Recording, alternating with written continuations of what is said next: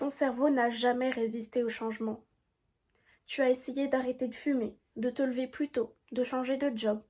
Et à chaque fois, une force invisible te tire vers l'arrière. Nous aimons bien qualifier cela de flemme. Les neurosciences appellent cela survie. Dans 10 minutes, tu vas comprendre que ton cerveau ne cherche ni ton bonheur, ni ton succès.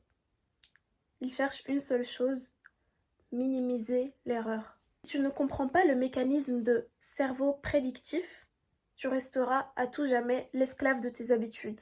Si on pige le code, on peut hacker notre identité. Bienvenue sur la chaîne où l'on discute de neurosciences et de mindset. Oublie tout ce qu'on t'a raconté à l'école. Ton cerveau ne reçoit pas le monde, il le devine.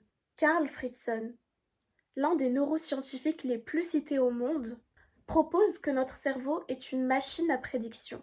Lorsque tu montes un escalier, tu ne regardes pas chaque marche. Ton cerveau prédit leur hauteur. Et si une marche fait 1 centimètre de plus, tu trébuches. Non pas parce qu'elle était haute, mais parce que ta prédiction était fausse. Voici un point contre-intuitif. Ton cerveau préfère un enfer prévisible qu'un paradis inconnu. Parce que l'inconnu, c'est l'erreur de prédiction ultime. Rester dans un job toxique ou dans une relation qui te détruit, ce n'est pas du masochisme.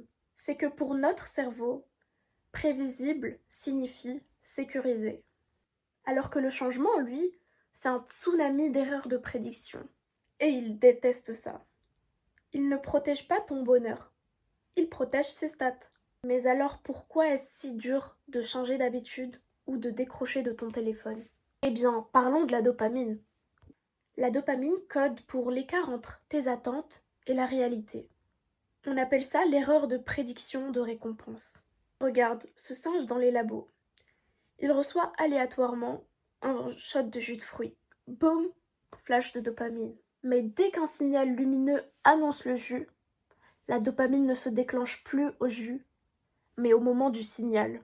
Le jus arrive, silence radio. Le jus n'arrive pas alors que le signal s'est déclenché, crash dopaminergique. Le secret pour toi. Ton cerveau ne te récompense pas pour le plaisir. Il te récompense pour avoir appris à prédire. C'est pour cela que tu scrolles sur ton téléphone sans fin. Tu ne cherches pas une vidéo sympa. Tu cherches une erreur de prédiction positive. Tu cherches la surprise. Il faut que tu apprennes à ton cerveau à prédire l'effort. C'est là que tu as tout gagné. En transformant chaque difficulté en signal de victoire avant même d'avoir commencé. Comme le fameux signal lumineux du singe. Un exemple serait le pré-workout avant la salle. Et si on rajoute à cela le fait que toi, tu n'existes pas, vu que l'identité est un récit cohérent que ton cerveau se raconte. Je suis timide, je ne suis pas sportif. Ce ne sont pas des vérités absolues, ce sont des prédictions qui sont maintenues. Mais ton cerveau défend ton identité corps et âme. Changer équivaut à vivre une crise d'identité biologique. Mais alors comment on hack le système? Le secret, c'est pas la volonté. Il faut 3 leviers. Le secret numéro 1, c'est le cheval de Troie. Ne vise pas 1 heure de sport.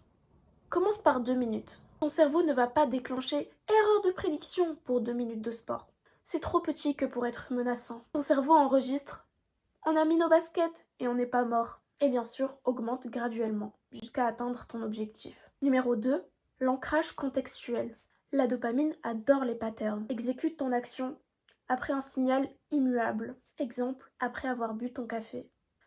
Le déclencheur, ce n'est plus l'envie, mais le contexte. Et 3, l'accumulation de preuves. Ton récit n'évolue pas avec les mots, mais avec les faits. Une fois, c'est une exception. 50 fois, c'est une nouvelle prédiction de toi-même. Ça me rappelle que ce principe, on en parle dans Atomic Habits, un best-seller du développement personnel. Bref, tu ne changes pas de vie, tu changes de modèle statistique.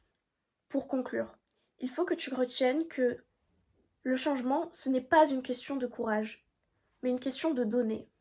En fait, tu dois juste nourrir ton algorithme pour que l'ancien toi devienne l'anomalie. N'hésite pas à partager la vidéo à celui qui pense encore que la motivation c'est la clé. J'espère que cette vidéo t'a été utile. Dans mes prochaines vidéos, j'aborde encore des questions de neurosciences pour vraiment qu'on puisse évoluer au mieux en utilisant notre cerveau.